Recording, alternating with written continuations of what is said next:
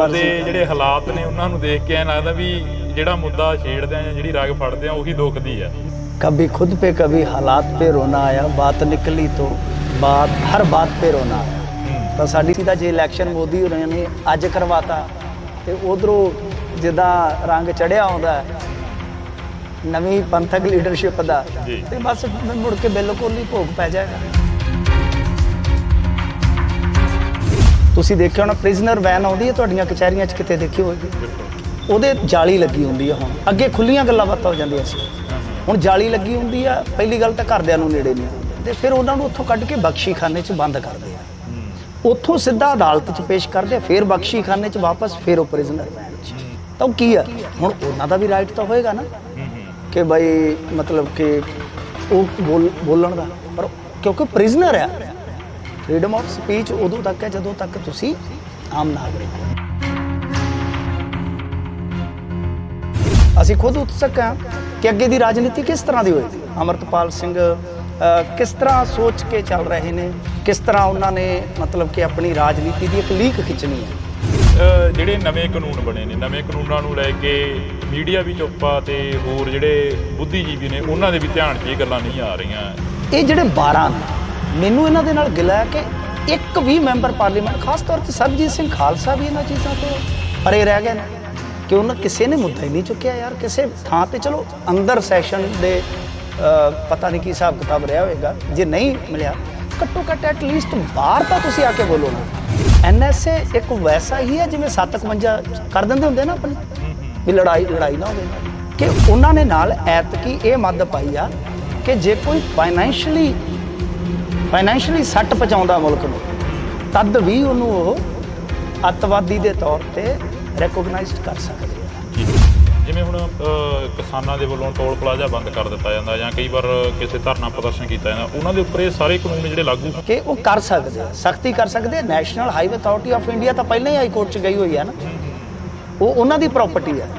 ਉਹ ਤਾਂ ਵੈਸੇ ਵੀ ਬੇਸਿਕਲੀ ਆਪਾਂ ਮਤਲਬ ਕਿ national highway authority of India ਦੀ ਜੇ ਕੋਈ ਪ੍ਰਾਪਰਟੀ ਨੂੰ ਜਾ ਕੇ ਇਸ ਤਰ੍ਹਾਂ ਨੁਕਸਾਨ ਪਹੁੰਚਾਉਂਦੇ ਉਹ ਤਾਂ ਕਰਨਗੇ ਕਾਨੂੰਨੀ ਤੌਰ ਤੇ। ਆਖਰੀ ਪਲਾਂ ਵੱਲ ਵੱਧਦੇ ਆ ਬਈ, ਆਉਣ ਵਾਲਾ ਸਮਾਂ ਕਿਵੇਂ ਦੇਖਦੇ ਹੋ? ਜਿਹੜਾ ਆਉਣ ਵਾਲਾ ਸਮਾਂ ਪੰਜਾਬ ਦਾ ਕਿਵੇਂ ਦੇਖਦੇ ਹੋ, ਜੋ ਰਾਜਨੀਤੀ ਪੱਖ ਤੋਂ ਜਾਂ ਧਾਰਮਿਕ ਪੱਖ ਤੋਂ ਜਾਂ ਸਮੁੱਚਤਾ 'ਚ ਟਾਰਗੇਟ ਕਰਨ ਦਾ ਕੋਈ ਹੱਕ ਨਹੀਂ।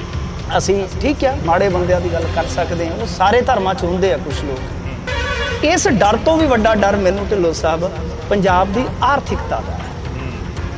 ਅਸੀਂ ਜਿੱਥੇ ਖਲੋਤੇ ਆ ਨਾ, ਅਸੀਂ ਇਹਨਾਂ ਵੱਡੀਆਂ ਘਟਨਾਵਾਂ ਜਾਂ ਵੱਡੇ ਭੈ ਜਿਹੜੇ ਆ ਨਾ ਉਹਨਾਂ 'ਚ ਜ਼ਿਆਦਾ ਉਲਝੇ। ਅਸੀਂ ਆਪਣੀ ਆਰਥਿਕਤਾ ਨਹੀਂ ਦੇਖ ਰਹੇ, ਖਾਸ ਤੌਰ ਤੇ ਫਾਈਨੈਂਸ ਨਾਲ ਜੁੜੇ ਉਹਨਾਂ ਨੇ ਸ਼ੀਸ਼ਾ ਦਿਖਾ ਦਿੱਤਾ ਕਿ ਸਾਡੇ ਕੋਲ ਹੁਣ ਕੋਈ ਆਪਸ਼ਨ ਨਹੀਂ ਬਚਦਾ, ਜਾਂ ਅਸੀਂ ਆਪਣੀਆਂ ਸਬਸਿਡੀਆਂ 'ਚ ਕਟੌਤੀ ਕਰੀਏ। ਤਾਂ ਹੀ ਆ ਤੁਸੀਂ ਆ ਫ੍ਰੀ ਸਫ਼ਰ ਵਾਲੀ ਖਬਰ ਸੁਣੀ ਹੋਣੀ ਹੈ ਕਿ ਇਹਦੇ 'ਚ ਰਿਫਾਰਮਸ ਲਿਆ ਰਹੇ ਆ, ਹੋ ਸਕਦਾ ਹੈ ਕਿ ਸਬਸਿਡੀ ਜਿਹੜੀ ਹੈ ਸੀਮਤ ਕਰ ਦਿੱਤੀ। ਤਾਂ ਮਤਲਬ ਕਿ ਉੱਤੋਂ ਜਦੋਂ ਮੁੱਖ ਮੰਤਰੀ ਕਹਿ ਦਿੰਦਾ ਖਜ਼ਾਨਾ ਭਰਪੂਰ, ਸੁਣਨ ਵਾਲੇ ਤਾੜੀ ਮਾਰ ਦਿੰਦੇ ਨੇ, ਕੀ ਕਰੀਏ। ਪਰ ਅੰਦਰੋਂ ਹਾਲਤ ਸਾਡੀ ਬੜੀ ਖੋਖਲੀ ਹੋ ਗਈ ਆ।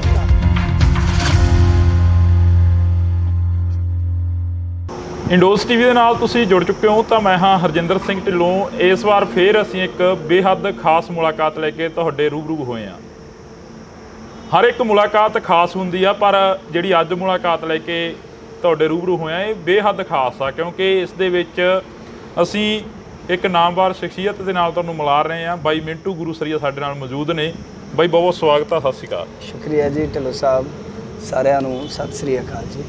ਬਈ ਸ਼ੁਰੂਆਤ ਕਿੱਥੋਂ ਕਰੀਏ? ਪੰਜਾਬ ਦੇ ਜਿਹੜੇ ਹਾਲਾਤ ਨੇ ਉਹਨਾਂ ਨੂੰ ਦੇਖ ਕੇ ਐਂ ਲੱਗਦਾ ਵੀ ਜਿਹੜਾ ਮੁੱਦਾ ਛੇੜਦੇ ਆ ਜਾਂ ਜਿਹੜੀ ਰਗ ਫੜਦੇ ਆ ਉਹੀ ਦੁਖਦੀ ਆ। ਪੰਜਾਬ ਨੂੰ ਕਿਵੇਂ ਦੇਖਦੇ ਹੋ?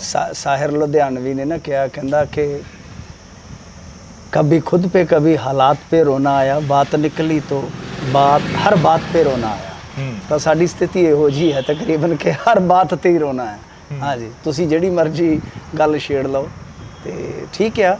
असी वो लोग हाँ जिन्हां ने ये कहा कि खाधा पीता लाए दा बाकी अहमद शायद, मतलब कि जो सिर लै रहे सी तद भी मौज मस्तियां चलदियां रहियां। यही हाल हुण भी है साडा। संकट साडे बड़े गंभीर है, पर असी फिर भी राजनीति ਨੂੰ ਬੜੇ ਮਜ਼ਾਈਆ ਢੰਗ ਨਾਲ ਲੈ ਰਹੇ ਹਾਂ। ਸਾਡੀ ਇਹ ਦੁਕਾਨ ਤੱਕ ਕਹਾਣੀ ਪਤਾ ਕੀ ਆ ਕਿ ਕਮੇਡੀਅਨ ਲੀਡਰ ਬਣ ਗਏ ਨੇ। ਜਿਹੜੇ ਲੀਡਰ ਸੀਗੇ ਅੱਜ ਕੱਲ੍ਹ ਉਹ ਕਮੇਡੀਅਨ ਬਣ ਗਏ ਨੇ। ਦਿੱਕਤ ਇਹ ਆ ਬਈ ਮਾਲਵੇ ਦੀ ਆਪਾਂ ਸ਼ੁਰੂ ਅੱਜ ਤੁਸੀਂ ਕਰ ਲੈਂਦੇ ਹਾਂ ਮਾਲਵੇ ਦੀ ਸਿਆਸਤ ਤੋਂ, ਜਿੱਥੇ ਸਿਆਸਤ ਦਾ ਗੜ ਰਿਹਾ, ਜਿੱਥੇ ਸਿਰਕੱਢ ਲੀਡਰ ਪੈਦਾ ਹੋਏ ਤੇ ਸਿਰਕੱਢ ਲੀਡਰਾਂ ਦੇ ਨਾਲ ਉੱਥੇ ਵੱਡੇ ਘਰਾਂ ਦੇ ਕਾਕੇ ਵੀ ਪੈਦਾ ਹੋਏ। ਇਸ ਖਿੱਤੇ ਨੂੰ ਜਾਂ ਇਸ ਖਿੱਤੇ ਦੀ ਸਿਆਸਤ ਨੂੰ ਨਿਘਾਰ ਵੱਲ ਜਾਂਦੇ ਦੇਖਦੇ ਹੋ ਤਾਂ ਦਿਲ ਤੇ ਕੀ ਬੀਤਦੀ ਹੈ? ਗੱਲ ਇਹ ਆ ਕਿ ਆਪਣੇ ਵਾਸਤੇ ਖਿੱਤਾ ਪੰਜਾਬ ਪ੍ਰਮੁੱਖ ਹੈ ਸਭ ਤੋਂ ਪਹਿਲਾਂ, ਪਰ ਜੋ ਬਿਲਕੁਲ ਜਿੱਥੇ ਆਪਾਂ ਬੈਠੇ ਆ ਕਿਸੇ ਸਮੇਂ ਇੱਥੋਂ ਦੀਆਂ ਚੜ੍ਹਤਾਂ ਸੀਗੀਆਂ। ਚੀਫ ਮਿਨਿਸਟਰ ਇੱਥੋਂ ਦੇ ਜਿਹੜੇ ਆ 5 ਵਾਰ ਦੇ ਚੀਫ ਮਿਨਿਸਟਰ ਰਹੇ ਨੇ, ਯਾਨੀ ਇਸ ਇਲਾਕੇ ਦੇ ਜਿਹੜੇ ਮੁੱਖ ਮੰਤਰੀ ਸੀਗੇ। ਅੱਜ ਉਹਨਾਂ ਦਾ ਪਰਿਵਾਰ, ਉਹਨਾਂ ਦਾ ਸੁਪੁੱਤਰ ਫਰਜ਼ੰਦ ਜੂਝ ਰਿਹਾ ਹੈ ਆਪਣੇ ਮਤਲਬ ਕਿ ਜੋ ਮਰਾਤਬ ਹੈ ਉਹਨੂੰ ਕਾਇਮ ਰੱਖਣ ਵਾਸਤੇ ਜੀ।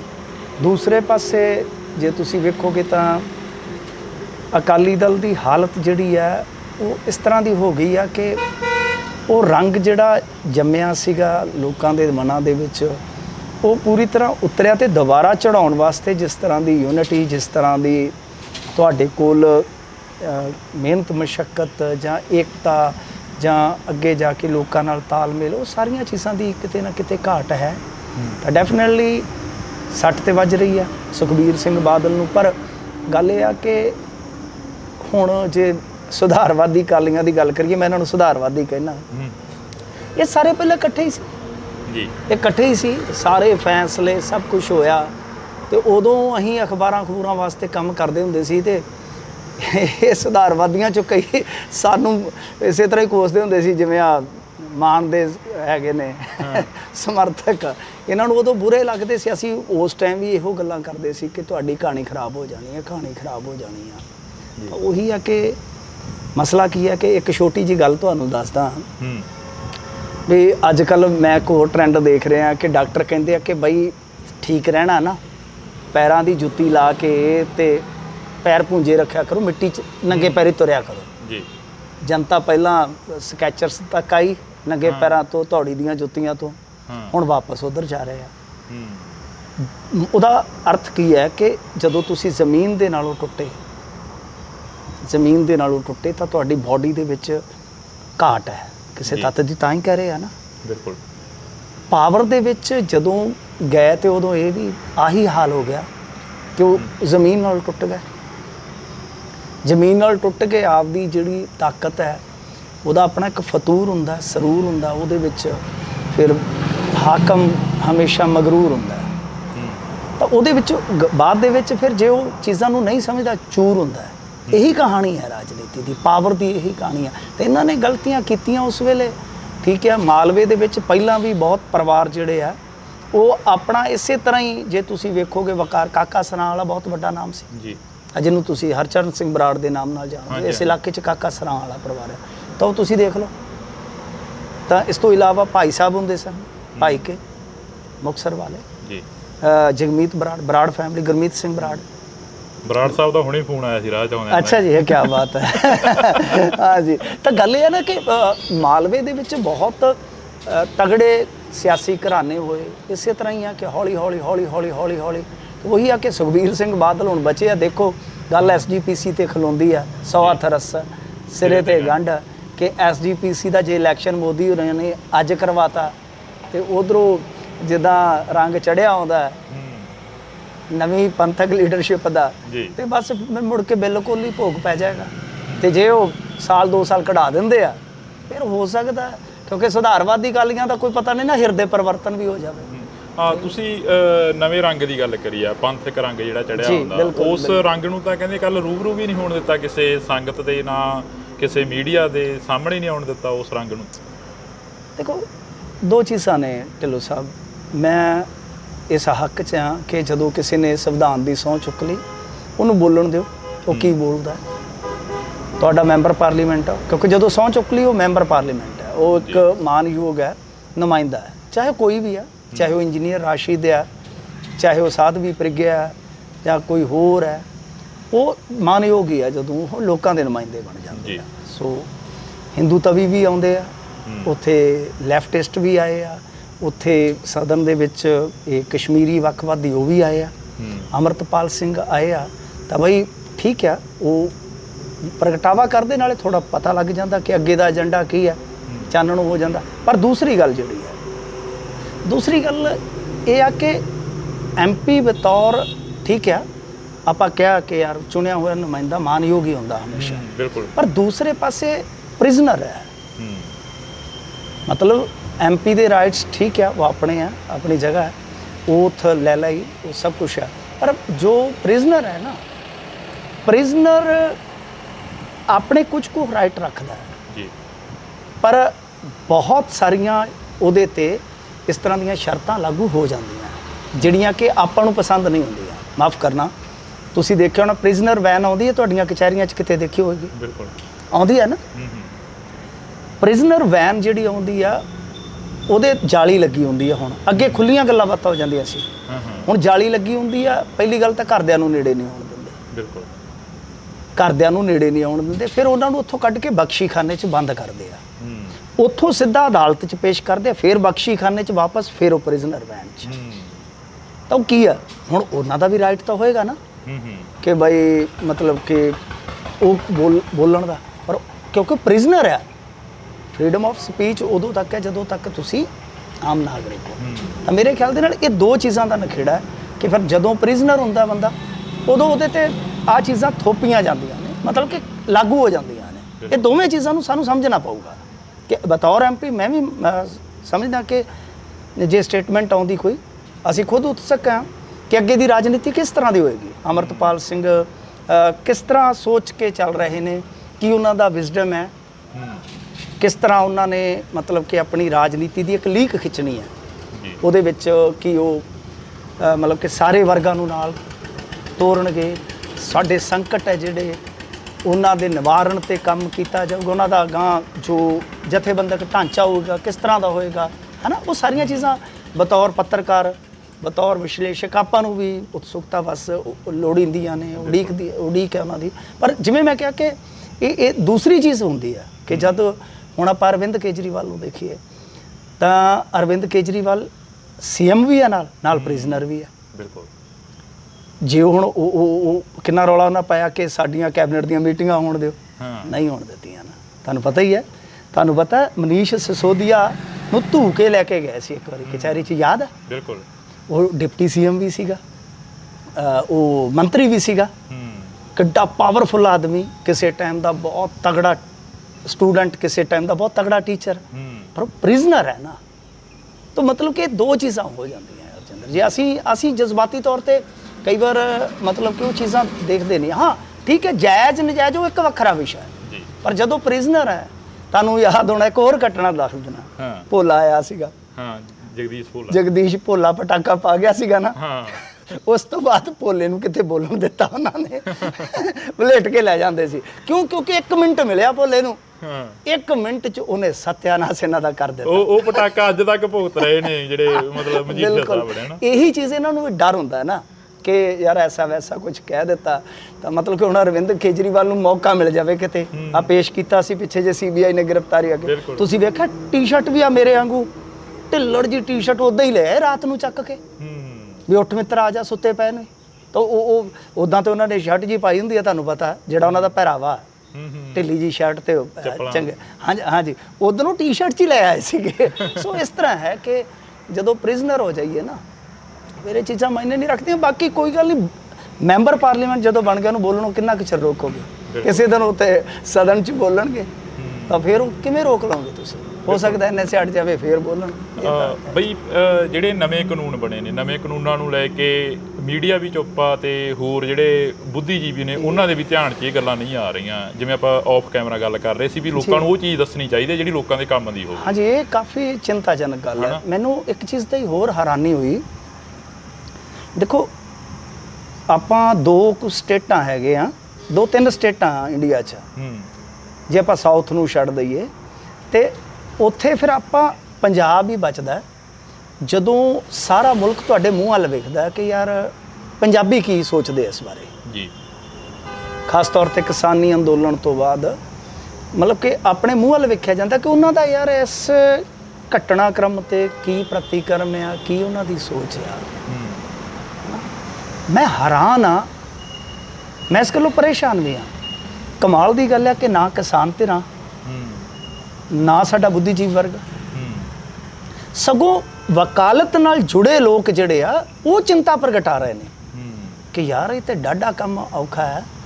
ਤੇ ਕਮਾਲ ਦੀ ਗੱਲ ਹੈ ਕਿ ਸਾਡੇ 13 MP ਉਹਨਾਂ ਚੋਂ ਇੱਕ ਮਾਈਨਸ ਕਰ ਦਈਏ ਕਿਉਂਕਿ ਅਮਰਤਪਾਲ ਸਿੰਘ ਕਿਸੇ ਵੀ ਸੈਸ਼ਨ ਚੋਂ ਹਿੱਸਾ ਨਹੀਂ ਲੈ ਸਕੇ ਹੁਣ ਦਾ।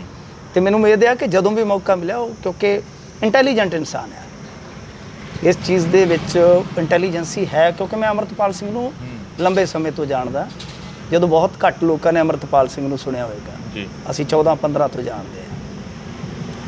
ਤਾਂ ਇਹ ਜਿਹੜੇ 12 ਨੇ, ਮੈਨੂੰ ਇਹਨਾਂ ਦੇ ਨਾਲ ਗਿਲਾ ਹੈ ਕਿ ਇੱਕ ਵੀ ਮੈਂਬਰ ਪਾਰਲੀਮੈਂਟ, ਖਾਸ ਤੌਰ ਤੇ ਸਰਬਜੀਤ ਸਿੰਘ ਖਾਲਸਾ ਵੀ ਇਹਨਾਂ ਚੀਜ਼ਾਂ ਤੋਂ ਪਰੇ ਰਹਿ ਗਏ ਨੇ ਕਿ ਉਹਨਾਂ ਕਿਸੇ ਨੇ ਮੁੱਦਾ ਹੀ ਨਹੀਂ ਚੁੱਕਿਆ ਯਾਰ ਕਿਸੇ ਥਾਂ ਤੇ। ਚਲੋ ਅੰਦਰ ਸੈਸ਼ਨ ਦੇ ਪਤਾ ਨਹੀਂ ਕੀ ਹਿਸਾਬ ਕਿਤਾਬ ਰਿਹਾ ਹੋਵੇਗਾ, ਜੇ ਨਹੀਂ ਮਿਲਿਆ ਘੱਟੋ ਘੱਟ ਐਟਲੀਸਟ ਬਾਹਰ ਤਾਂ ਤੁਸੀਂ ਆ ਕੇ ਬੋਲੋ ਨਾ। ਹੁਣ ਜਿਵੇਂ ਤੁਸੀਂ ਮੁੱਖ ਤੌਰ ਤੇ ਵੇਖ ਲਓ ਉਸ ਕਾਨੂੰਨ ਦੇ ਵਿੱਚ ਅੱਤਵਾਦ ਵਾਲਾ ਜਿਹੜਾ ਉਹਨਾਂ ਨੇ ਬਣਾਇਆ ਉਸ ਨੂੰ ਦੇਖ ਲਓ, ਜਿਹੜਾ ਉਹਨਾਂ ਨੇ ਬਣਾਇਆ ਹੈ ਉਹਦੇ 'ਚ ਉਹਨਾਂ ਨੇ ਨਾਲ ਇਹ ਵੀ ਹਰੇਕ ਦੇਸ਼ ਦੇ ਵਿੱਚ ਤੁਹਾਨੂੰ ਪਤਾ ਕਾਨੂੰਨ ਆਪਣੇ ਹਿਸਾਬ ਨਾਲ ਕੰਮ ਕਰਦਾ ਹੈ ਵੀ ਠੀਕ ਹੈ, ਦੇਸ਼ ਦੀ ਪ੍ਰਭੂ ਸੱਤਾ ਹੁੰਦੀ ਹੈ, ਏਕਤਾ ਹੁੰਦੀ ਹੈ, ਅਖੰਡਤਾ ਹੁੰਦੀ ਹੈ ਕਿ ਜੇ ਉਹਨੂੰ ਚੈਲੰਜ ਹੁੰਦਾ ਤਾਂ ਦੈਨ ਆਪਾਂ ਦੇਖਦੇ ਹਾਂ ਕਿ ਉਹਨੂੰ ਬੰਦੇ ਨੂੰ ਜਾਂ ਸਮੂਹ ਨੂੰ ਅੱਤਵਾਦੀ ਐਲਾਨ ਦਿੰਦੇ। ਆਹੀ ਕੁਛ ਹੁੰਦਾ ਹੈ ਨਾ, ਬਿਲਕੁਲ ਵੀ ਤੁਹਾਡੀ ਇੰਟਰਨਲ ਸਿਕਿਉਰਿਟੀ ਨੂੰ ਚੈਲੰਜ ਹੁੰਦਾ ਹੈ। ਜਿਵੇਂ ਅਮਰਤਪਾਲ ਸਿੰਘ ਹੋਰਾਂ ਤੇ NSA ਲਾਇਆ ਗਿਆ, ਹਾਲਾਂਕਿ ਇਹ ਕੋਈ ਦੰਡਾਤਮਕ ਕਾਨੂੰਨ ਨਹੀਂ, ਮੈਂ ਤੁਹਾਨੂੰ ਇਹ ਵੀ ਦੱਸ ਦੇਵਾਂ। ਹਾਲਾਂਕਿ ਮੈਂ ਇਹ ਵੀ ਦੱਸ ਦੇਵਾਂ ਕਿ ਮੈਂ ਕੋਈ ਲਾਅ ਦਾ ਵਿਸ਼ਲੇਸ਼ਕ ਨਹੀਂ ਹਾਂ, ਮੈਂ ਵਕਾਲਤ ਨਾਲ ਨਹੀਂ ਜੁੜਿਆ, ਪਰ ਮੇਰਾ ਵਾਹ ਛੋਟੇ ਜਿਹੇ ਹੁੰਦੇ ਦਾ ਕਾਨੂੰਨ ਨਾਲ ਆ, ਛੋਟੇ ਜਿਹੇ ਹੁੰਦੇ ਦਾ ਤਾਂ ਬੰਦਾ ਅੱਧਾ ਵਕੀਲ ਬਣ ਜਾਂਦਾ। NSA ਇੱਕ ਵੈਸਾ ਹੀ ਹੈ ਜਿਵੇਂ 751 ਕਰ ਦਿੰਦੇ ਹੁੰਦੇ ਨਾ ਆਪਣੀ, ਵੀ ਲੜਾਈ ਨਾ ਹੋਵੇ ਇਹਨਾਂ ਦੀ। ਜਾਂ ਆ ਤੁਹਾਨੂੰ ਯਾਦ ਹੋਣਾ ਜੀਰਾ ਨੂੰ ਚੱਕ ਕੇ ਮਾਰਿਆ ਸੀਗਾ 157 'ਚ, ਉਹ ਆਹੀ ਚੀਜ਼ ਹੈ ਕਿ ਉਹ ਥੋੜ੍ਹਾ ਜਿਹਾ ਵੱਡਾ ਹੈ। ਤਾਂ ਉਹਦੇ 'ਚ ਕੀ ਹੈ ਕਿ ਬਈ ਇਹ ਜਿਹੜੇ ਵੀ ਹੈਗੇ ਨੇ ਨਾਮਜ਼ਦ ਕਿ ਉਹ ਖਤਰਾ ਹੈ, ਬਸ ਪ੍ਰੀਵੈਂਟਿਵ ਇੱਕ ਉਹਨਾਂ ਨੂੰ ਹਿਰਾਸਤ 'ਚ ਰੱਖ ਲਿਆ, ਹੋਰ ਕੁਝ ਨਹੀਂ ਹੈ। ਉਹ ਜਦੋਂ ਵੀ ਹਟਾ ਦਿੱਤਾ ਜਾਏਗਾ ਤੇ ਮੈਨੂੰ ਲੱਗਦਾ ਕਿ ਜਿਵੇਂ ਭਗਵੰਤ ਸਿੰਘ ਬਾਜੇ ਕੇ ਉਹ ਤੇ ਨਾਲ ਦੀ ਨਾਲ ਹੀ ਬਾਹਰ ਆ ਜਾਏਗਾ ਕਿਉਂਕਿ ਹੋਰ ਕੋਈ ਕੇਸ ਹੀ ਹੈ ਨਹੀਂ, ਉਹ ਤੇ ਉਦੋਂ ਹੀ ਬਾਹਰ ਆ ਜਾਏਗਾ।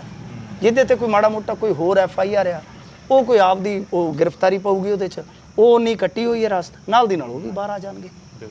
ਮਤਲਬ ਕਿ ਪਰ ਉਹ ਹੈ ਕਿ ਅੱਜ ਕੱਲ੍ਹ ਤੁਹਾਨੂੰ ਪਤਾ NSA ਵਰਤ ਕੇ ਡਿਬਰੂਗੜ੍ਹ ਸੁੱਟਤਾ ਫਲਾਂ ਕਰਤਾ।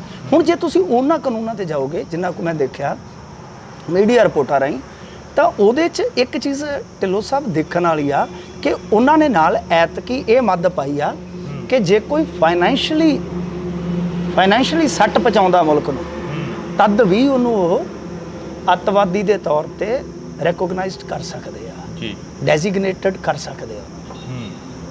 ਇਹ ਇੱਕ ਮਤਲਬ ਕਿ ਹੈ ਬਈ ਮਤਲਬ ਸੋਚਣ ਵਿਚਾਰਨ ਦਾ ਵਿਸ਼ਾ ਹੈ ਕਿ ਫਾਈਨੈਂਸ਼ੀਅਲ ਵਾਲੀਆਂ ਚੀਜ਼ਾਂ 'ਚ ਬਹੁਤ ਆ ਜਾਂਦਾ ਹੈ। ਫਿਰ ਜੇ ਤੁਸੀਂ ਅੱਗੇ ਦੇਖੋਗੇ ਕਈ ਮਾਮਲਿਆਂ 'ਚ ਜਿੱਦਾਂ ਇਹਨਾਂ ਨੇ ਰਾਜ ਧਰੋਹ ਖਤਮ ਕਰ ਦਿੱਤਾ, ਦੇਸ਼ ਧਰੋਹ ਲੈ ਆਏ। ਦੇਸ਼ ਧਰੋਹ ਵੀ ਬੜਾ ਖਤਰਨਾਕ ਆ ਉਹਦੇ 'ਚ। ਮਤਲਬ ਕਿ ਜੇ ਤੁਸੀਂ ਦੇਖੋਗੇ ਤਾਂ ਇਹਨਾਂ ਨੇ ਪਹਿਲੀ ਵਾਰੀ ਵੱਖਵਾਦੀ ਸ਼ਬਦ ਵੀ ਪਾ ਦਿੱਤਾ। ਅੱਛਾ, ਹਾਂਜੀ, ਵੱਖਵਾਦੀ ਸ਼ਬਦ ਪਾਇਆ। ਮੈਂ ਅਮਰ ਉਜਾਲਾ ਨੇ ਅੱਜ ਤੋਂ 4-5 ਦਿਨ ਪਹਿਲਾਂ ਤਫਸੀਲ ਇੱਕ ਪੇਜ ਛਾਪਿਆ ਸੀਗਾ, ਉਹਦੇ 'ਚ ਪੜ੍ਹਿਆ ਕਿ ਪਹਿਲੀ ਵਾਰੀ ਆ ਜਦੋਂ ਸੰਵਿਧਾਨ ਦੇ ਵਿੱਚ ਇਹਨਾਂ ਨੇ ਵੱਖਵਾਦੀ ਸ਼ਬਦ। ਆਮ ਤੌਰ ਤੇ ਕੀ ਸੀ, ਆਪਾਂ ਦੇਖਦੇ ਸੀਗੇ ਕਿ ਜੇ ਕੋਈ ਗ੍ਰੇਟਰ ਨਾਗਾਲੈਂਡ ਦੀ ਮੰਗ ਕਰਦਾ, ਪੀਸਫੁਲੀ ਕਰਦਾ ਤਾਂ ਠੀਕ ਹੈ।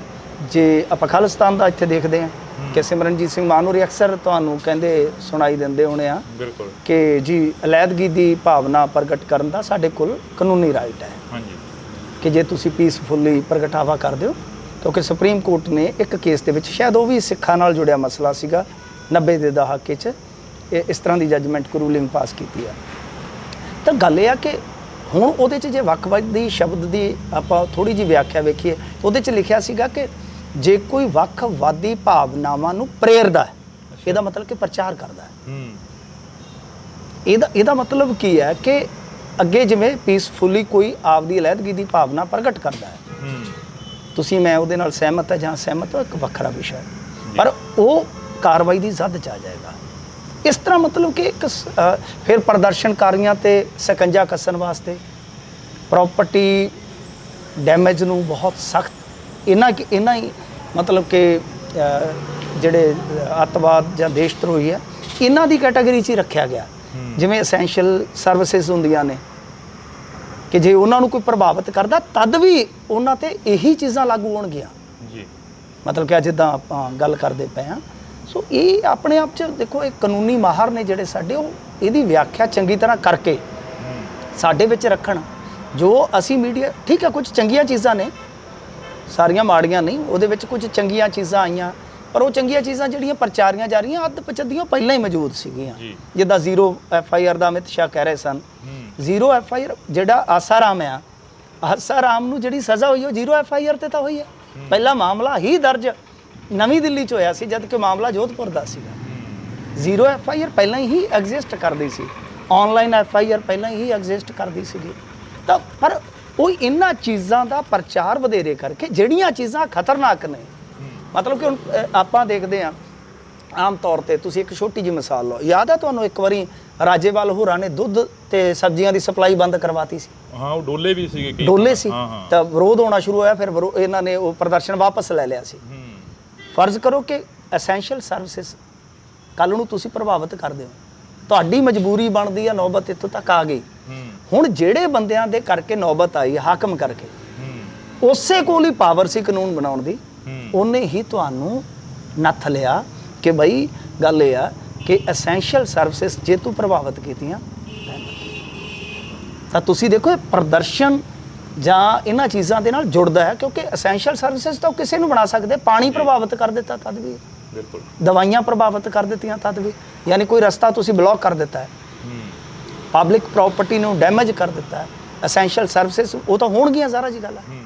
ਤਾਂ ਮੇਰਾ ਮੰਨਣਾ ਇਹ ਹੈ ਕਿ ਪੁਲਿਸ ਨੂੰ ਇੰਨੀਆਂ ਪਾਵਰਾਂ ਦੇ ਦਿੱਤੀਆਂ ਗਈਆਂ ਨੇ ਕਿ ਜਿਵੇਂ ਅੱਗੇ ਆਪਾਂ ਦੇਖਦੇ ਹਾਂ UAPA ਵਰਗਾ ਕਾਨੂੰਨ ਲਾਗੂ ਹੁੰਦਾ ਨਾ ਜਿਹਦੇ ਤੇ, ਜਿਵੇਂ ਇੰਜੀਨੀਅਰ ਰਾਸ਼ਿਦ ਹੈ, ਦੋ ਹੀ ਬੰਦਿਆਂ ਦੀ ਚਰਚਾ ਹੈ, ਅਮਰਤਪਾਲ ਸਿੰਘ ਇੰਜੀਨੀਅਰ ਰਾਸ਼ਿਦ, ਬਿਲਕੁਲ ਦੋਨਾਂ ਦੇ ਵਿੱਚ ਸਮਾਨਤਾ ਇਹ ਹੈ ਕਿ ਦੋਨੇ ਮਾਈਨੋਰਟੀਜ਼ ਤੋਂ ਆਉਂਦੇ ਆ, ਮੁਸਲਮਾਨ ਤੋਂ ਅਤੇ ਸਿੱਖ ਧਰਮ ਤੋਂ, ਦੋਵੇਂ ਹੀ ਜੇ ਦੇਖੀਏ ਤਾਂ ਇਸ ਵੇਲੇ ਅੰਦਰ ਨੇ, ਹੈ ਨਾ।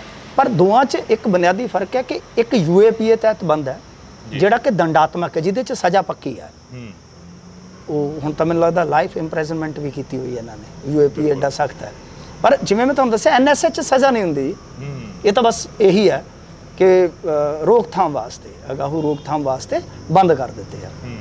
ਉਹ ਅੱਜ ਨਹੀਂ ਕੱਲ ਟੁੱਟ ਜਾਣਾ ਉਹ NSA, ਉਮੀਦ ਕਰਦੇ ਹਾਂ ਟੁੱਟ ਵੀ ਜਾਵੇ ਤਾਂ ਬਿਹਤਰ ਹੈ, ਕਿਉਂਕਿ ਪ੍ਰਧਾਨ ਮੰਤਰੀ ਵਰਗੇ ਜਿਹੜੇ ਬੰਦੇ ਮਾਤੜ ਬੰਦੇ ਉਹ ਵੀ ਤਾੜ ਕੇ ਰੱਖੇ, ਵਿਚਾਰਾ ਬੱਚਾ ਉਹਦਾ ਵਿਲਕਦਾ ਫਿਰਦਾ। ਸੋ ਗੱਲ ਇਹ ਆ ਕਿ ਹੁਣ ਆਪਾਂ ਜੇ ਦੇਖੀਏ ਤਾਂ ਉਸੇ ਤਰ੍ਹਾਂ ਦਾ ਮਾਮਲਾ ਜਿਹੜਾ ਹੈ, ਇਹਨੂੰ ਆਪਾਂ ਜਿਹੜੀ ਗੱਲ ਕਰ ਰਹੇ ਸੀਗੇ ਕਿ ਅੱਜ ਦੀ ਤਾਰੀਖ 'ਚ ਉਹ UAPA ਜੇ ਲਾਉਣਾ ਸੀਗਾ 1 ਜੁਲਾਈ ਤੋਂ ਪਹਿਲਾਂ, ਤਾਂ ਉਹਦੇ 'ਚ ਇੱਕ ਫਾਰਮੈਲਿਟੀ ਆ ਬਹੁਤ ਤਗੜੀ ਕਿ ਹਾਇਰ ਲੈਵਲ ਦੇ ਜਿਹੜੇ ਅਫਸਰ ਹੈ ਜਾਂ ਅਥਾਰਟੀਜ਼ ਨੇ ਉਹਨਾਂ ਤੋਂ ਪਹਿਲਾਂ ਮਨਜ਼ੂਰੀ ਲੈਣੀ ਪੈਂਦੀ ਆ ਜੀ। ਪਰ ਇੱਥੇ ਕੀ ਹੋਊਗਾ, ਇੱਥੇ ਜਿਹੜੇ ਨਵੇਂ ਕਾਨੂੰਨ ਆ ਜਿੰਨੇ ਕੁ ਸਮਝ ਪਏ ਆ ਤਾਂ ਉਹ ਇਹੋ ਆ ਕਿ ਪੁਲਿਸ ਜਿਹੜੀ ਆ ਬਹੁਤ ਹੱਦ ਤੱਕ ਆਪ ਹੀ ਕੰਮ ਨਿਬੇੜ ਸਕਦੀ ਹੈ। ਜਿਵੇਂ ਹੁਣ ਕਿਸਾਨਾਂ ਦੇ ਵੱਲੋਂ ਟੋਲ ਪਲਾਜ਼ਾ ਬੰਦ ਕਰ ਦਿੱਤਾ ਜਾਂਦਾ ਜਾਂ ਕਈ ਵਾਰ ਕਿਸੇ ਧਰਨਾ ਪ੍ਰਦਰਸ਼ਨ ਕੀਤਾ ਜਾਂਦਾ, ਉਹਨਾਂ ਦੇ ਉੱਪਰ ਇਹ ਸਾਰੇ ਕਾਨੂੰਨ ਜਿਹੜੇ ਲਾਗੂ ਹੋਣਗੇ? ਨਹੀਂ, ਦੇਖੋ ਗੱਲ ਤਾਂ ਅਸਲ ਦੇ ਵਿੱਚ ਜੇ ਕਾਨੂੰਨ ਸਖਤ ਹੁੰਦੇ ਆ ਉਹਦਾ ਡਰ ਤਾਂ ਹੁੰਦਾ ਅਪਰਾਧੀਆਂ ਨੂੰ, ਜਿਸਨੇ ਕ੍ਰਾਈਮ ਕਰਨਾ, ਜਰਾਇਮ ਪੇਸ਼ਾ ਲੋਕਾਂ ਨੂੰ। ਆਪਾਂ ਕਹਾਂਗੇ ਕਿ ਯਾਰ ਜੇ ਕਾਨੂੰਨ ਇਦਾਂ ਦੇ ਬਣਦੇ ਆ ਤਾਂ ਬਈ ਠੀਕ ਹੈ, ਇਹ ਉਹਨਾਂ ਵਾਸਤੇ, ਸਾਨੂੰ ਕੀ ਹੈ ਜੇ ਕੋਈ ਗਲਤ ਕਰੂਗਾ, ਦੇਸ਼ ਵਿਰੋਧੀ ਹੋਊਗਾ ਤਦ ਹੈ। ਪਰ ਅਸਲ 'ਚ ਕੀ ਹੈ ਕਿ ਅਸੀਂ ਇਹ ਭੁੱਲ ਜਾਂਦੇ ਹਾਂ ਕਿ ਇਹ ਉਹ ਪੋਲੀਟੀਕਲ ਸਿਸਟਮ ਆ ਜਿਹਦੇ ਵਿੱਚ ਇੱਕੋ ਝਟਕੇ 'ਚ 2 ਮੁੱਖ ਮੰਤਰੀ ਚੱਕ ਕੇ ਅੰਦਰ ਮਾਰੇ ਜਾਂਦੇ ਆ, ਤੇ ਕੋਰਟ ਕਚਹਿਰੀਆਂ ਜਿਹੜੀਆਂ ਤੁਹਾਡੇ ਸਾਹਮਣੇ ਆ ਕਿ ਉਹ ਕੇਸਾਂ ਨੂੰ ਕਿਸ ਤਰ੍ਹਾਂ ਦੇਖ ਰਹੀਆਂ। ਹਿੰਮਤ ਸੁਰੇਨ ਵਾਲੇ ਮਾਮਲੇ 'ਚ ਦੇਖੋ, ਉਹਨਾਂ ਨੇ ਕਿਹਾ ਕਿ ਕੁਝ ਹੈ ਹੀ ਨਹੀਂ ਆਇਆ। ਤਾਂ ਤੁਸੀਂ ਸੋਚ ਕੇ ਦੇਖੋ ਕਿ ਇੱਕ ਮੁੱਖ ਮੰਤਰੀ ਨੂੰ ਵੀ ਮਤਲਬ ਕਿ ਇੱਕ ਝਟਕੇ 'ਚ ਜੇਲ੍ਹ ਦੀ ਚੱਕੀ 'ਚ ਸੁੱਟ ਦਿੱਤਾ ਜਾਂਦਾ। ਹੁਣ ਗੱਲ ਇਹ ਸਖਤ ਕਾਨੂੰਨਾਂ ਦੀ ਨਹੀਂ ਹੁੰਦੀ, ਗੱਲ ਇਹ ਹੁੰਦਾ ਕਿ ਫਿਰ ਜਦੋਂ ਤੁਸੀਂ ਆਪੋ ਆਪਣੇ ਢੰਗ ਨਾਲ ਦੇਖਣਾ, ਜਿਵੇਂ ਮੈਂ ਤੁਹਾਨੂੰ ਦੱਸਿਆ ਕਿ ਹੁਣ ਫਰਜ਼ ਕਰੋ ਕਿ ਕਿਸੇ ਬੰਦੇ ਨੂੰ ਫਸਾਉਣਾ ਹੀ ਆ, ਤਾਂ ਜੇ ਉਹ ਜਾਲੀ ਕਰੰਸੀ ਵਾਲੇ ਕੇਸ 'ਚ ਫਸ ਗਿਆ ਤਦ ਵੀ ਉਹ ਫਿਰ ਉਹ ਕਹਿਣਗੇ ਕਿ ਫਾਈਨੈਂਸ਼ੀਅਲੀ ਇਹ ਸੱਟ ਮਾਰ ਰਿਹਾ ਮੁਲਕ ਦੀ ਆਰਥਿਕਤਾ ਨੂੰ। ਬਿਲਕੁਲ ਉਹ ਆਹੀ ਚੀਜ਼ ਹੈ ਨਾ ਕਿ ਜੇ ਟੋਲਾਂ ਤੇ ਕੱਲ੍ਹ ਨੂੰ ਬਹਿੰਦੇ ਆ, ਜਾਂ ਇਸ ਤਰ੍ਹਾਂ ਮੈਂ ਦੱਸਿਆ ਤੁਹਾਨੂੰ ਕਿ ਉਹ ਕਰ ਸਕਦੇ ਆ, ਸਖਤੀ ਕਰ ਸਕਦੇ ਆ। National highway authority of India ਤਾਂ ਪਹਿਲਾਂ ਹੀ ਹਾਈ ਕੋਰਟ 'ਚ ਗਈ ਹੋਈ ਹੈ ਨਾ, ਉਹ ਉਹਨਾਂ ਦੀ ਪ੍ਰਾਪਰਟੀ ਹੈ, ਤਾਂ ਉਹ ਤਾਂ ਵੈਸੇ ਵੀ ਬੇਸਿਕਲੀ ਆਪਾਂ ਮਤਲਬ ਕਿ national highway authority of India ਦੀ ਜੇ ਕੋਈ ਪ੍ਰਾਪਰਟੀ ਨੂੰ ਜਾ ਕੇ ਇਸ ਤਰ੍ਹਾਂ ਨੁਕਸਾਨ ਪਹੁੰਚਾਉਂਦੇ ਆ ਉਹ ਤਾਂ ਕਰਨਗੇ ਕਾਨੂੰਨੀ ਤੌਰ ਤੇ। ਪਰ ਇਹ ਕੀ ਆ ਕਿ ਅਦਾਲਤਾਂ ਨੂੰ ਪਤਾ ਹੁੰਦਾ ਕਿ ਯਾਰ ਇਹਨਾਂ ਬੰਦਿਆਂ ਦੀ ਮਜਬੂਰੀ ਆ, ਕੋਈ ਸੁਣਦਾ ਨਹੀਂ ਤਦੇ ਹੀ ਸੜਕ 'ਚ ਆਉਂਦਾ ਹੈ ਨਾ। ਪਰ ਗੱਲ ਇਹ ਆ ਕਿ ਉਹ ਹੌਲੀ ਹੌਲੀ ਇੰਨੀ ਸਖਤਾਈ ਕਰਨ ਜਾ ਰਹੇ ਆ, ਕਿਤੇ ਨਾ ਕਿਤੇ ਜੋ ਕਿਸਾਨੀ ਅੰਦੋਲਨ ਸੀ ਨਾ, ਮੈਨੂੰ ਇਉਂ ਲੱਗਦਾ ਕਿ ਉਹਨਾਂ ਤੋਂ ਬਹੁਤ ਕੁਝ ਸਿੱਖਿਆ ਕਿਸਾਨ ਆਗੂਆਂ ਤੋਂ। ਤਾਂ ਹੁਣ ਭਵਿੱਖ ਲਈ ਉਹਨਾਂ ਨੇ ਇਹ ਸਾਰਾ ਫਰੇਮਵਰਕ ਸੀ ਉਹ ਤਿਆਰ ਕਰ ਲਿਆ ਕਿ ਜੇ ਜ਼ਰੂਰਤ ਪੈਂਦੀ ਆ ਤਾਂ ਅਸੀਂ ਇਸਤੇਮਾਲ ਕਰ ਸਕਦੇ ਹਾਂ। ਜਿਵੇਂ ਹੁਣ ਬਈ ਆਪਾਂ ਇਹ ਕਾਨੂੰਨਾਂ ਦੀ ਗੱਲ ਕਰੀਏ, ਉਸ ਤੋਂ ਬਾਅਦ ਜਿਹੜੀ ਪੰਜਾਬ ਦੀ ਲੰਮਾ ਸਮਾਂ ਸੱਤਾ ਦੇ ਵਿੱਚ ਰਹੀ ਪਾਰਟੀ ਅਕਾਲੀ ਦਲ, ਉਹ ਦੋ ਫਾੜ ਹੋ ਗਈ ਆ, ਉਸ ਦਾ ਕੀ ਬਣੂਗਾ? ਨਹੀਂ, ਉਹਦੀ ਆਪਾਂ ਗੱਲ ਕੀਤੀ ਤੇ ਹੈ ਕਿ ਦੇਖੋ ਅਕਾਲੀ ਦਲ ਦੀ ਬਦਕਿਸਮਤੀ ਇਹ ਰਹੀ ਆ ਕਿ ਅਕਾਲੀ ਦਲ ਸਮੇਂ-ਸਮੇਂ ਤੇ ਲੀਡਰਸ਼ਿਪ ਦੀ ਖਲਾਅ 'ਚ ਚਲਾ ਗਿਆ। ਜਿਵੇਂ ਮਸਲਨ ਆਪਾਂ ਮਾਹੌਲ ਦੇਖ ਲਈਏ, ਦਰਬਾਰ ਸਾਹਿਬ ਅਟੈਕ ਹੋਇਆ, ਉਸ ਤੋਂ ਬਾਅਦ ਤੁਰੰਤ ਰਾਜੀਵ ਗਾਂਧੀ ਨੇ ਚਾਹਿਆ ਕਿ ਯਾਰ ਕਿਉਂਕਿ ਇੰਦਰਾ ਗਾਂਧੀ ਦਾ ਅਸੈਸੀਨੇਸ਼ਨ ਹੋ ਗਿਆ, ਸਿੱਖ ਕਤਲੇਆਮ ਵਾਪਰਦਾ ਹੈ, ਮਤਲਬ ਕਿ ਬਹੁਤ ਕਲੰਕਤ ਕਰਨ ਵਾਲਾ ਇਹ ਸਿੱਖ ਕਤਲੇਆਮ ਸੀਗਾ ਇਸ ਦੇਸ਼ ਨੂੰ। ਉਸ ਤੋਂ ਬਾਅਦ ਚਲੋ ਇੱਕ ਖੁਫੀਆ ਏਜੰਸੀਆਂ ਦੀ ਜਾਂ ਇਹਨਾਂ ਦੀ ਸਾਰੀ ਸਟ੍ਰੈਟਜੀ ਬਣਦੀ ਆ ਕਿ ਸਿੱਖਾਂ ਨੂੰ ਥੋੜ੍ਹੀ ਮਤਲਬ ਕਿ ਸੰਤੁਸ਼ਟ ਕੀਤਾ ਜਾਵੇ। ਉਹ 2-4 ਸਾਲ ਕਿਤਾਬਾਂ 'ਚ ਇਹ ਚੀਜ਼ਾਂ ਦਰਜ ਨੇ, ਮੁਲਾਕਾਤਾਂ ਹੁੰਦੀਆਂ ਨੇ, ਇਸ ਤੋਂ ਇਲਾਵਾ ਕੁਝ ਰਿਆਈਆਂ ਕੀਤੀਆਂ ਜਾਂਦੀਆਂ। ਇਹ ਸਾਰਾ ਜਿਹੜਾ ਐਰਾ ਹੈ ਉਹਦੇ ਵਿੱਚ ਇਹ ਸਭ ਕੁਝ ਵਾਪਰਦਾ। ਇਲੈਕਸ਼ਨਸ ਜਿਹੜੇ ਹੁੰਦੇ ਆ ਉਹ ਅੱਗੇ ਚੱਲ ਕੇ ਆਪਾਂ ਬਾਈਕਾਟ ਵੀ ਦੇਖਦੇ ਹਾਂ, ਚੋਣਾਂ ਇੱਕ ਵਾਰੀ ਰੱਦ ਵੀ ਹੁੰਦੀਆਂ, ਉਹ ਸਾਰਾ ਇਹਨਾਂ ਪ੍ਰਕਰਣਾਂ ਦਾ ਹਿੱਸਾ ਹੈ। ਤਾਂ ਮਤਲਬ ਕਿ ਉਸ ਵੇਲੇ ਵੀ ਕੀ ਹੋਇਆ ਕਿ ਜਦੋਂ ਸਰਜੀਤ ਸਿੰਘ ਬਰਨਾਲਾ ਮੁੱਖ ਮੰਤਰੀ ਬਣੇ, ਉਸ ਤੋਂ ਬਾਅਦ ਕਿਸ ਤਰ੍ਹਾਂ ਇਸੇ ਤਰ੍ਹਾਂ ਹੀ ਜਿਵੇਂ ਅੱਜ ਦੇ ਦੌਰ 'ਚ ਕਿ ਅਕਾਲੀ ਇੱਕ ਦੂਜੇ ਦੀਆਂ ਲੱਤਾਂ ਖਿੱਚ ਰਹੇ ਸਨ। ਤਾਂ ਉਸ ਟਾਈਮ ਉਸ ਖਲਾਅ 'ਚੋਂ ਪ੍ਰਕਾਸ਼ ਸਿੰਘ ਬਾਦਲ ਜਿਹੜੇ ਕਿ ਮਤਲਬ ਕਿ ਬਾਈਕਾਟ ਕਰਕੇ ਇੱਕ ਵਾਰੀ ਹਾਸ਼ੀਏ ਤੇ ਧੱਕ ਦਿੱਤੇ ਗਏ। ਅਚਾਨਕ ਕੀ ਹੁੰਦਾ ਕਿ ਜਿਹੜਾ ਬੇਅੰਤ ਸਿੰਘ ਸੀ ਉਹਦੀ ਡੋਮੀਨੈਂਸ ਬਹੁਤ ਸੀ ਉਸ ਟਾਈਮ। ਅਸੀਂ ਸਕੂਲਾਂ 'ਚ ਮਤਲਬ ਕਿ ਸਭ ਕੁਝ ਦੇਖ ਰਹੇ ਸੀ ਉਸ ਟਾਈਮ। ਮੈਂ ਬੇਅੰਤ ਸਿੰਘ ਨੂੰ ਅੱਖੀਂ ਵੀ ਦੇਖਿਆ। ਹਾਂਜੀ, ਉਦੋਂ ਅਸੀਂ ਮਤਲਬ ਮੈਂ ਖੇਡਦਾ ਵੀ ਹੁੰਦਾ ਸੀਗਾ ਤੇ ਸਕੂਲੇ ਪੜ੍ਹਦੇ ਵੀ ਹੁੰਦੇ ਸੀ ਅਸੀਂ। ਇਹਨਾਂ ਚੀਜ਼ਾਂ ਦੇ ਕਹਿ ਲਓ ਕਿ ਉਸ ਟਾਈਮ ਸੁਰਤ ਸੰਭਲੀ ਤੋਂ ਗਵਾਹ। ਤਾਂ ਅਕਾਲੀ ਅਚਾਨਕ ਹਾਸ਼ੀਏ ਤੇ ਭੇਜ ਦਿੱਤੇ ਗਏ। ਤੇ ਉਸ ਤੋਂ ਬਾਅਦ ਕੀ ਹੁੰਦਾ ਅਚਾਨਕ ਉਸ ਖਲਾਅ 'ਚ, ਕਿਉਂਕਿ ਉਦੋਂ ਤੱਕ ਜੋ ਪੰਥਕ ਲਹਿਰ ਸੀ 99 ਵਾਲੀ ਜਾਂ ਜੋ ਅਕਾਲੀਆਂ ਦੀ ਯੂਨਿਟੀ ਹੋਈ, ਬਾਪੂ ਜੋਗਿੰਦਰ ਸਿੰਘ ਦੀ ਅਗਵਾਈ 'ਚੋਂ ਕਮੇਟੀ ਬਣਦੀ ਆ, ਉਹ ਸਾਰੀਆਂ ਚੀਜ਼ਾਂ ਜਿਹੜੀਆਂ ਸੀ ਪਿੱਛੇ ਹਟ ਗਈਆਂ। ਇੱਥੇ ਤੇ ਇੱਕ ਵੱਖਰਾ ਹੀ ਦੌਰ ਚੱਲ ਪਿਆ ਨਾ। ਫਿਰ ਮਤਲਬ ਕਿ ਅਚਾਨਕ ਕੀ ਹੁੰਦਾ, ਉਸ ਦੌਰ ਦੀ ਗੱਲ ਕਰ ਰਿਹਾ ਮੈਂ, ਕਿ ਫਿਰ ਅਚਾਨਕ ਗਿੱਦੜਬਾਹਾ ਦਾ ਇਲੈਕਸ਼ਨ ਆ ਜਾਂਦਾ ਹੈ ਜੀ, ਅਜਿਮਨੀ ਚੋਣ। ਗਿੱਦੜਬਾਹਾ ਦੀ ਜਿੱਥੇ ਆਪਾਂ ਬੈਠੇ ਇੱਥੋਂ 15 ਕਿਲੋਮੀਟਰ ਗਿੱਦੜਬਾਹਾ ਤੇ ਹਲਕਾ ਇੱਥੋਂ 5-7 ਕਿਲੋਮੀਟਰ ਤੋਂ ਸ਼ੁਰੂ ਹੋ ਜਾਂਦਾ ਹੈ ਜੀ। ਉਸ ਵੇਲੇ ਕੀ ਹੋਇਆ ਕਿ ਪ੍ਰਕਾਸ਼ ਸਿੰਘ ਬਾਦਲ ਨੇ ਆਪਣੇ ਭਤੀਜੇ ਨੂੰ ਮੈਦਾਨ 'ਚ ਉਤਾਰ ਦਿੱਤਾ। ਮਨਪ੍ਰੀਤ ਸਿੰਘ ਬਾਦਲ ਉਦੋਂ ਨੌਜਵਾਨ ਸੀਗਾ ਜੀ। ਤਾਂ ਤੁਸੀਂ ਦੇਖੋ ਕਿ ਐਡੀ ਜ਼ਬਰਦਸਤ ਟੱਕਰ ਹੋਈ। ਬੇਅੰਤ ਸਿੰਘ ਖੁਦ ਇੱਥੇ ਆ ਕੇ ਬੈਠ ਗਿਆ, ਰਾਤੋਂ ਰਾਤ ਬਿਜਲੀ ਦੀਆਂ ਲਾਈਨਾਂ ਬਣ ਜਾਂਦੀਆਂ, ਵਿਛ ਜਾਂਦੀਆਂ ਸਨ ਵਗੈਰਾ ਵਗੈਰਾ। ਤਾਂ ਬਾਵਜੂਦ ਇਸ ਦੇ ਸ਼ਾਇਦ 1,500 ਤੋਂ 2,000 ਵੋਟਾਂ ਦਾ ਫਰਕ ਸੀ ਤੇ ਪ੍ਰਕਾਸ਼ ਸਿੰਘ ਬਾਦਲ ਜਿਮਨੀ ਚੋਣ ਜਿੱਤ ਜਾਂਦੇ। ਅਚਾਨਕ ਕੀ ਹੁੰਦਾ ਕਿ ਬੇਅੰਤ ਸਿੰਘ ਦੀ ਹੱਤਿਆ। ਉਸ ਤੋਂ ਬਾਅਦ ਬਈ ਫਿਰ ਤਾਂ ਤੁਸੀਂ ਦੇਖੋ ਕਿ ਮੌਕਾ ਬਣਦਾ, ਮੋਗਾ ਕਾਨਫਰੰਸ ਹੁੰਦੀ ਹੈ, ਪੰਜਾਬੀ ਪਾਰਟੀ ਐਲਾਨ, ਯਾਨੀ ਉਸ ਖਲਾਅ 'ਚੋਂ ਪ੍ਰਕਾਸ਼ ਸਿੰਘ ਬਾਦਲ ਨਿੱਤਰ ਆਉਂਦੇ ਆ। ਤਾਂ ਸਿੱਟਾ ਕੀ ਹੈ ਕਿ 97 'ਚ 92 ਸੀਟਾਂ ਲੈ ਕੇ ਜਾਂਦੇ ਨੇ ਭਾਜਪਾ ਦੇ ਨਾਲ। 22 'ਚ ਲੈ ਕੇ ਗਏ ਆਪਣੇ ਝਾੜੂ ਵਾਲੇ। ਹਾਂ ਬਿਲਕੁਲ ਆਹੀ ਸੇਮ ਹਾਂ ਬਿਲਕੁਲ ਨੰਬਰ ਆਹੀ ਸੀ। ਪਰ ਉਦੋਂ ਭਾਰਤੀ ਜਨਤਾ ਪਾਰਟੀ ਉਹਨਾਂ ਦੀ ਅਲਾਇੰਸ ਪਾਰਟਨਰ ਸੀਗੀ ਨਾ। ਤਾਂ ਤੁਸੀਂ ਦੇਖੋ ਕਿ ਪ੍ਰਕਾਸ਼ ਸਿੰਘ ਬਾਦਲ ਨੇ ਉਸ ਖਲਾਅ ਨੂੰ ਭਰ ਲਿਆ, ਚਾਹੇ ਮਤਲਬ ਕਿ ਤਿੱਕੜਮ ਜੋ ਮਰਜ਼ੀ ਆ। ਤਾਂ ਹੁਣ ਵਾਲਾ ਜੇ ਦੇਖੀਏ ਤਾਂ ਸੁਖਬੀਰ ਸਿੰਘ ਬਾਦਲ ਵਾਸਤੇ ਇਹ ਆ ਕਿ ਸੁਖਬੀਰ ਸਿੰਘ ਖੁਦ ਹੀ ਖਲਾਅ ਦਾ ਇੱਕ ਕਾਰਨ ਵੀ ਬਣ ਗਏ ਨਾ ਜੀ। ਤਾਂ ਖਲਾਅ ਨੂੰ ਤੋੜਨ ਵਾਲਾ ਕੋਈ ਲੀਡਰ ਨਹੀਂ ਹੈ। ਸਮਾਂ ਦੇ ਅਕਾਲੀ ਦਲ ਨੂੰ ਤੋੜਨ ਲਈ ਆਮਾਦਾ ਨੇ ਸਾਰੇ। ਤਾਂ ਉਸ ਦੌਰ 'ਚੋਂ ਹੀ ਤਾਂ ਫਿਰ ਅਮਰਤਪਾਲ ਸਿੰਘ ਤੇ ਸਰਬਜੀਤ ਸਿੰਘ ਵਰਗੇ ਚਿਹਰੇ ਨਿਕਲਦੇ ਨੇ ਨਾ, ਜਿਨ੍ਹਾਂ ਦਾ ਕੋਈ ਪ੍ਰਚਾਰ ਆਪਣੇ ਆਪ ਤਾਂ ਕੋਈ ਹੋਇਆ ਹੀ ਨਹੀਂ। ਸਰਬਜੀਤ ਸਿੰਘ ਖਾਲਸਾ ਅਸੀਂ ਦੇਖਦੇ ਰਹੇ 7-8 ਦਿਨਾਂ ਦੇ ਵਿੱਚ ਹੀ ਇੱਦਾਂ ਹਵਾ ਬਣ ਗਈ ਇੱਕਦਮ। ਤਾਂ ਦੀ ਤਾਂ ਆ ਗਏ।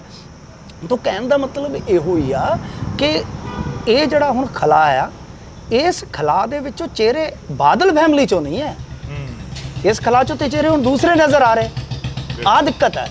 ਸੋ ਜਾਂ ਤਾਂ ਇਹੀ ਹੈ ਕਿ ਫਿਰ ਖਲਾ ਦੇ ਵਿੱਚੋਂ ਆਪਣੇ ਆਪ ਨੂੰ ਸਥਾਪਿਤ ਕਰ ਲਓ, ਤਾਂ ਸਥਾਪਿਤ ਕਰਨ ਵਾਸਤੇ ਮੁੜ ਤੋਂ ਗਿੱਦੜਵਾ ਉਹ ਤੁਹਾਡਾ ਇੰਤਜ਼ਾਰ ਕਰ ਰਿਹਾ, ਆ ਜਾਓ।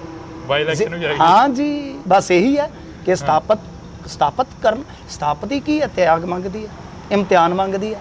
ਆ ਜਾਓ, ਗਿੱਦੜਵਾ ਫੇਰ ਹੈ, ਆਪਣੇ ਆਪ ਨੂੰ ਸਾਬਤ ਕਰੋ, ਤੇ ਉਹ ਜਿਹੜੇ ਸੁਧਾਰਵਾਦੀ ਅਕਾਲੀ ਹੈ ਉਹ ਆਪਣੇ ਆਪ ਹੀ ਥੱਲੇ ਬਹਿ ਜਾਣਗੇ। ਇਹ ਇਤਿਹਾਸ ਦੁਬਾਰਾ ਤੋਂ ਦੁਬਾਰਾ ਮੈਂ ਤਾਂ ਹੀ ਜੋੜਿਆ ਨਾ, ਉਸ ਸਾਰੇ ਪ੍ਰਕਰ ਨੂੰ ਜੋੜਿਆ ਕਿ ਤੁਸੀਂ ਦੇਖ ਲਓ ਕਿ ਅੱਜ ਫੇਰ ਗਿੱਦੜਵਾ ਇੰਤਜ਼ਾਰ ਕਰ ਰਿਹਾ, ਆਪਣੇ ਆਪ ਨੂੰ ਸਾਬਤ ਕਰ ਲਓ। ਇਹੀ ਹੁੰਦਾ ਨਾ। ਬਿਲਕੁਲ। ਹਾਲਾਂਕਿ ਹੁਣ ਵੀ ਜੇ ਤੁਸੀਂ ਦੇਖੋਗੇ ਇਸ ਟਾਈਮ ਵੀ ਸੁਖਬੀਰ ਸਿੰਘ ਬਾਦਲ ਸੇਫ ਜ਼ੋਨ ਦੇ ਵਿੱਚ ਹੈ, ਮੇਰਾ ਮੰਨਣਾ ਹੈ। ਇਹ ਕੁਝ ਨਹੀਂ ਕਰ ਸਕਦੇ ਇਹਨਾਂ ਦੇ ਹੱਥ ਕੁਝ ਨਹੀਂ ਹੈ। 3-4 ਤੇ ਉਹੀ ਦਿੱਲੀ ਦਰਬਾਰ ਦੇ ਵਿੱਚ ਰਹਿੰਦੇ ਨੇ। ਉਹ ਲੋਕੀ ਜਾਣਦੇ ਨੇ ਸਾਰਾ ਕੁਝ, ਕਿਹੜੇ ਬੰਦੇ ਆ। ਬਿਲਕੁਲ। ਉਹ ਕਦੇ ਤੇ ਉਹਨਾਂ ਦੇ ਭਰਾ ਨੂੰ 에ਅਰਪੋਰਟ ਤੇ ਰੋਕ ਲਿਆ ਜਾਂਦਾ, ਕਦੇ ਉਹ ਜਾ ਕੇ ਤਿੰਨੇ ਭਰਾ ਇਕੱਠੇ ਬੈਠੇ ਹੁੰਦੇ ਆ ਬੈਠਕ ਦੇ ਵਿੱਚ, ਉਹ ਸਭ ਪਤਾ ਲੋਕਾਂ ਨੂੰ।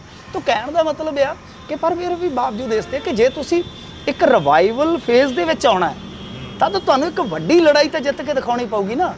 ਬਠਿੰਡਾ ਕੁਝ ਨਹੀਂ ਕਰੇਗਾ, ਬਠਿੰਡਾ ਲੋਕ ਸਭਾ ਦੀ ਸੀਟ ਸੀਗੀ ਹੈ ਨਾ। ਤਾਂ ਉਹ ਤਾਂ ਇਹ ਕਿ ਬਈ ਸਾਨੂੰ ਇੱਕੋ ਹੀ ਸੀਟ ਬਥੇਰੀ, ਚੱਲ ਜੂ ਸਿਆਸਤ ਤੇਰੀ ਮੇਰੀ, ਅੱਗੇ ਭਲੀ ਕਰੇ ਕਰਤਾਰ। ਤਾਂ ਇਦਾਂ ਨਹੀਂ ਹੈ ਕਿ ਤੁਹਾਨੂੰ ਇੱਕ ਲੜਾਈ ਵੱਡੀ ਜਿਹੜੀ ਹੈ ਨਾ ਆਪਦੇ ਬਾਪ ਵਾਂਗੂ ਲੜ ਕੇ ਜਿੱਤਣੀ ਪਊਗੀ। ਉਸ ਤੋਂ ਬਾਅਦ ਫਿਰ ਤੁਸੀਂ ਰਿਵਾਈਵਲ ਚ ਆ ਸਕਦੇ ਹੋ। ਸੇਫ ਜ਼ੋਨ 'ਚ ਤਾਂ ਤੁਸੀਂ ਜਦ ਤੱਕ SGPC ਦਾ ਇਲੈਕਸ਼ਨ ਨਹੀਂ ਹੁੰਦਾ ਤਦ ਤੱਕ ਬੈਠੇ ਹੀ ਹੋ। ਕਹਿਣ ਦਾ ਮਤਲਬ ਤਾਂ ਅਸੀਂ ਜਿਹੜੀ ਕਿ ਗੱਲਬਾਤ ਉਹ ਬਾਈ ਮਿੰਟੂ ਗੁਰੂਸਰੀਆ ਦੇ ਨਾਲ ਕਰ ਰਹੇ ਹਾਂ। 1-2 ਮਿੰਟ ਹੋਰ ਲਵਾਂਗੇ ਕਿਉਂਕਿ ਸਾਨੂੰ ਪਹਿਲਾਂ ਹੀ ਜਿਹੜਾ ਸਮਾਂ ਗਾ ਉਹ ਖਿੱਚਵਾਂ ਜਾਂ ਦਿੱਤਾ ਬਾਈ ਨੇ ਇਹਨਾਂ ਦਾ। ਨਹੀਂ ਕੋਈ ਗੱਲ ਨਹੀਂ, ਕਰ ਲਓ ਕੋਈ ਗੱਲ ਨਹੀਂ। ਤੁਹਾਨੂੰ ਦੱਸ ਦਈਏ ਕਿ ਇਹਨਾਂ ਦਾ ਸਮਾਂ ਪਰਪੱਕ ਹੁੰਦਾ, ਜੇ ਵਾਲੀਬਾਲ ਖੇਡਣੀ ਤਾਂ ਵਾਲੀਬਾਲ ਹੀ ਖੇਡਣੀ ਹੈ ਨਾ ਬਾਈ। ਅੱਜ ਮੈਂ ਪਰਿਵਾਰ ਦੇ ਨਾਲ ਸੀਗਾ ਤਾਂ ਫਿਰ ਵੀ ਉਹ ਪਰਿਵਾਰ ਕਹਿੰਦਾ, ਮੈਂ ਤਾਂ ਕਿਹਾ ਸੀ ਮੈਂ ਕਿਹਾ ਉਹ ਤੁਹਾਡਾ ਸਮਾਂ ਤੁਹਾਡੇ ਨਾਲ, ਉਹ ਕਹਿੰਦੇ ਨਹੀਂ ਸਾਡਾ ਸਮਾਂ ਥੋੜਾ ਜਿਹਾ ਦਿਓ ਬਈ। ਕੋਈ ਗੱਲ ਨਹੀਂ, ਇਹ ਮੀਡੀਆ ਲਈ ਵੀ ਸਮਾਂ ਜਿਹੜਾ ਲੋਕਾਂ ਲਈ ਵੀ ਸਮਾਂ ਹੈ। ਚਲੋ ਹੋ ਸਕਦਾ ਕੋਈ ਬੰਦਾ ਆਪਣੀ ਗੱਲਬਾਤ ਜਿਹੜੀ ਹੈ ਉਹ ਸੁਣ ਕੇ ਕੋਈ, ਮੈਂ ਨਹੀਂ ਕਹਿੰਦਾ ਕਿ ਅੰਤਲਾ ਸੱਚ ਹੁੰਦਾ, ਕਿ ਕੋਈ ਹੋਰ ਰਲਦੀ ਮਿਲਦੀ ਰਿਸਰਚ ਕਰਦਾ। ਜਿਹੜੀ ਪੰਜਾਬ ਦੀ ਸਿਆਸਤ ਆ ਜਿਹੜੀ ਸਕੂਲਾਂ ਕਾਲਜਾਂ ਦੇ ਵਿੱਚ ਬੜੀ, ਉੱਥੋਂ ਵੀ ਕਿਤੇ ਨਾ ਕਿਤੇ ਜਾ ਕੇ ਪੰਜਾਬ ਨਿਘਾਰ ਵੱਲ ਆਇਆ। ਨਹੀਂ ਬੇਸਿਕਲੀ ਆਹੀ ਤੇ ਚੀਜ਼ ਹੈ ਨਾ ਕਿ ਸਕੂਲਾਂ ਕਾਲਜਾਂ 'ਚੋਂ ਤਾਂ ਸਾਨੂੰ ਲੀਡਰਸ਼ਿਪ ਮਿਲਣੀ ਚਾਹੀਦੀ ਸੀਗੀ। ਤੇ ਜੇ ਤੁਸੀਂ ਇਹ ਸ਼ਬਦ ਇਸਤੇਮਾਲ ਕਰ ਰਹੇ ਹੋ, ਇਟ ਮੀਨ ਕਿ ਅਸੀਂ ਬਹੁਤ ਨਾਕਸ ਰੋਲ ਦੇਖ ਰਹੇ ਹਾਂ ਨਾ ਪੋਲਿਟਿਕਸ ਦਾ। ਜੇ ਅੱਜ ਯੂਨੀਵਰਸਿਟੀ ਸਕੂਲ ਕਾਲਜ ਜੇ ਮੰਨ ਲਓ ਉਹ ਸਾਨੂੰ ਪੋਲੀਟੀਕਲੀ ਇੱਕ ਪ੍ਰੋਡਕਟਿਵਿਟੀ ਨਹੀਂ ਦੇ ਪਾ ਰਹੇ, ਤਾਂ ਫਿਰ ਇਹ ਵੀ ਤਾਂ ਨੁਕਸ ਸਿਆਸਤ ਦਾ ਹੈ ਨਾ। ਸਾਨੂੰ ਸਗੋਂ ਵਿਦਿਆਰਥੀ ਰਾਜਨੀਤੀ 'ਚੋਂ ਚਿਹਰੇ ਚਾਹੀਦੇ ਆ, ਹੈਗੇ ਵੀ ਨੇ। ਮੀਤ ਯਾਰ ਕਿੱਥੋਂ ਦਾ, ਵਰਿੰਦਰ ਢਿੱਲੋਂ ਕਿੱਥੋਂ ਦਾ। ਪਰ ਗੱਲ ਇਹ ਆ ਕਿ ਠੀਕ ਹੈ ਮੀਤ ਯਾਰ ਮੰਤਰੀ ਤੱਕ ਪਹੁੰਚ ਗਿਆ, ਵਰਿੰਦਰ ਢਿੱਲੋਂ ਕਿੱਥੇ ਆ? ਉਹ ਹਾਲੇ ਵੀ ਆਪਸ 'ਚ ਉਲਝੀ ਜਾਂਦੇ ਆ ਕਾਂਗਰਸੀ। ਤਾਂ ਇਹ ਚੀਜ਼ ਆ ਕਿ ਜਿਹੜੇ ਨੇਤਾ ਹੈ ਉਹਨਾਂ ਨੂੰ ਥੋੜਾ ਸਪੇਸ ਦੇਣਾ ਚਾਹੀਦਾ। ਦੇਖੋ ਆਮ ਘਰਾਂ 'ਚ ਧੂਰੀ ਵਾਲਾ ਆਇਆ ਸੀਗਾ ਗੋਲਡੀ, ਚਲੋ ਉਹਦੀ ਆਪਦੀ ਵੀ ਆਪਾਂ ਦੇਖ ਸਕਦੇ ਹਾਂ ਕਿ ਫੈਸਲੇ ਕਰਨ ਤੇ ਤੁਸੀਂ ਕਿੰਤੂ ਪਰੰਤੂ ਕਰ ਸਕਦੇ ਹੋ। ਬਟ ਗੱਲ ਇਹ ਆ ਕਿ ਉਹ ਕਿਸ ਤਰ੍ਹਾਂ ਰੋਇਆ ਪਿੱਟਿਆ ਕਿ ਬਾਈ ਮੇਰੇ ਨਾਲ ਵਾਅਦਾ ਕੀਤਾ ਕਿ, ਯਾਨੀ ਇਹ ਦਾਰੋਮਦਾਰ ਵੀ ਜਿਹੜੀ ਸਾਡੀ ਕਹਿ ਲਓ ਕਿ ਆਲਾ ਦਰਜੇ ਦੀ ਜਿਹੜੀ ਲੀਡਰਸ਼ਿਪ ਹੁੰਦੀ ਆ, ਆਲਾ ਕਤਾਰ ਦੀ ਲੀਡਰਸ਼ਿਪ ਹੁੰਦੀ ਆ, ਉਹਦਾ ਫਰਜ਼ ਬਣਦਾ ਹੈ ਕਿ ਉਹ ਸੈਕੰਡ ਕਤਾਰ ਜਾਂ ਥਰਡ ਕਤਾਰ ਦੀ ਜਿਹੜੀ ਲੀਡਰਸ਼ਿਪ ਹੈ ਉਹਦੇ ਵਾਸਤੇ ਸਪੇਸ ਕ੍ਰੀਏਟ ਕਰੇ ਨਾ, ਉਹਨੂੰ ਦੇਵੇ ਜਗ੍ਹਾ। ਤੁਸੀਂ ਦੇਖ ਲਓ, ਮੈਨੂੰ ਇੱਕ ਬਹੁਤ ਥਿੰਕ ਟੈਂਕ 'ਚੋਂ ਇੱਕ ਬੰਦੇ ਦਾ ਫੋਨ ਆਇਆ, ਕਹਿੰਦਾ ਮੈਨੂੰ ਬੰਦਾ ਚਾਹੀਦਾ ਤੇ ਬਣਾ ਦਿਆਂਗੇ ਲੀਡਰ, ਟਿਕਟ ਤੱਕ ਮਹੀਨਿਆਂ 'ਚ। ਤੇ ਮੈਂ ਕਿਹਾ ਠੀਕ ਹੈ ਜੀ। ਤੇ ਕਹਿੰਦੇ ਜੀ ਜੇ ਕੋਈ ਹੋਵੇ, ਤੇ ਮੈਂ ਕਿਹਾ ਸ਼ਰਤ, ਕਹਿੰਦੇ ਬਸ ਖਰਚਾ ਵਰਚਾ ਚੱਲ ਨਹੀਂ ਜੂਗਾ। ਮਤਲਬ ਇਹ ਆ ਕਿ ਕੋਈ 5 ਤੋਂ 10 ਕਰੋੜ ਰੁਪਈਆ ਖਰਚਣ ਦਾ ਦਮ ਰੱਖਦਾ ਹੋਵੇ ਤਾਂ ਬਈ ਸਾਨੂੰ ਚਾਹੀਦਾ। ਬਹੁਤ ਨੈਸ਼ਨਲ ਲੈਵਲ ਦੀ ਪਾਰਟੀ, ਨੈਸ਼ਨਲ ਲੈਵਲ ਦੀ ਪਾਰਟੀ ਦੇ ਥਿੰਕ ਟੈਂਕ 'ਚੋਂ ਬੰਦੇ ਦਾ ਫੋਨ ਕਿ ਤੁਹਾਡੀ ਨਜ਼ਰ 'ਚ ਕੋਈ ਹੋਵੇ। ਮੈਂ ਕਹਿੰਦਾ ਨਹੀਂ ਜੀ ਮੇਰੀ ਨਜ਼ਰ 'ਚ ਐਸਾ ਕੋਈ ਨਹੀਂ ਹੈ ਜਿਹੜਾ 10-20 ਕਰੋੜ ਖਰਚੇ ਤੇ ਮੁੜ ਕੇ 100 ਕਰੋੜ ਬਣਾ ਲੈ। ਤਾਂ ਸਿੱਧਾ ਹਿਸਾਬ ਆ ਕਿ ਬੰਦਾ ਹੀ ਉਹ ਚੁੱਕ ਕੇ ਅੱਗੇ ਲੈ ਜਾਣਾ ਜਿਹੜਾ ਦਮ ਰੱਖਦਾ ਹੋਵੇ 10 ਕਰੋੜ ਖਰਚਣ ਦਾ। 10 ਕਰੋੜ ਕੌਣ ਖਰਚੇਗਾ? ਕੀ ਇੱਕ ਤੁਹਾਡੇ 'ਚ ਕਾਬਲੀਅਤ ਹੈ, ਫਰਜ਼ ਕਰੋ ਤੁਸੀਂ ਲੀਡਰਸ਼ਿਪ ਦੇ ਸਾਰੇ ਗੁਣ ਰੱਖਦੇ ਹੋ, ਪਰ ਜੇ ਤੁਹਾਡੇ ਕੋਲ ਟੈਚੀ ਨਹੀਂ ਹੈ, ਥੈਲੀ ਨਹੀਂ ਹੈ, ਤਾਂ ਉਹ ਤਾਂ ਕਹੀ ਜਾਂਦੇ ਆ ਕਿ ਭਾਈ ਨਹੀਂ ਇੱਦਾਂ ਨਹੀਂ ਹੈ। ਉਹ ਕਹਿੰਦੇ ਆ ਵੀ ਖਾਲੀ ਹੱਥ ਨਹੀਂ। ਸੋ ਆ ਸਾਡਾ ਨਿਗਾਰ ਹੈ, ਸਾਨੂੰ ਇਹ ਚੀਜ਼ ਚਾਹੀਦੀ ਸੀਗੀ। ਚਲੋ ਖੈਰ ਹੁਣ ਤਾਂ ਮੈਨੂੰ ਲੱਗਦਾ ਕਿ ਗਾਂ ਯੂਥ ਲੀਡਰਸ਼ਿਪ ਧੱਕੇ ਨਾਲ ਹੀ ਆਊਗੀ ਅੱਗੇ, ਇਹ ਤੇ ਨਹੀਂ ਕਰੂਗੇ, ਇੱਦਾਂ ਹੀ ਆ ਜਾ ਕਰੂਗੀ ਵੈਲਫੇਅਰ ਦੇ ਨਾਲ। ਕਦੇ ਪੰਥਕ ਸਭਾ ਚੋਂ, ਪਹਿਲਾਂ ਆਪਾਂ ਲੈਫਟਿਸਟ ਚੋਂ ਦੇਖਦੇ ਰਹੇ ਹਾਂ, ਖੱਬਿਆਂ ਚੋਂ ਆਉਂਦੇ ਰਹੇ ਨੇ ਲੀਡਰ, ਹੁਣ ਇੱਧਰੋਂ ਆ ਗਏ, ਤਾਂ ਇੱਦਾਂ ਹੀ ਆ ਫਿਰ ਧੱਕਾ ਹੀ ਆ। ਲੋਕ ਫਿਰ ਇਹੀ ਚੀਜ਼ ਜਦੋਂ ਰਵਾਇਤੀ ਰਾਜਨੀਤੀ ਤੋਂ ਤੰਗ ਆ ਜਾਂਦੇ ਨੇ। ਮੈਂ ਅੱਗੇ ਵੀ ਉਦੋਂ ਲਿਖਿਆ ਸੀਗਾ ਕਿ ਜਦੋਂ ਸੁਧਾਰਵਾਦੀ ਅਕਾਲੀਆਂ ਦੀ ਬਗਾਵਤ ਹੁੰਦੀ ਹੈ, ਉਹ ਬਗਾਵਤ ਦੇ ਵਿੱਚੋਂ ਹੀ ਇੱਕ ਬੀਬੀ ਜਾ ਕੇ ਇਨਕਲਾਬੀ ਹੋ ਜਾਂਦੀ ਦੁਪਹਿਰੇ, ਸ਼ਾਮੀ ਉਹ ਮੁੜ ਤੋਂ ਅਕਾਲੀ ਹੋ ਜਾਂਦੀ ਹੈ, ਤਾਂ ਫਿਰ ਲੋਕ ਕੀ ਕਰਨਗੇ? ਇਹ ਕੀ ਖੇਡ ਹੈ?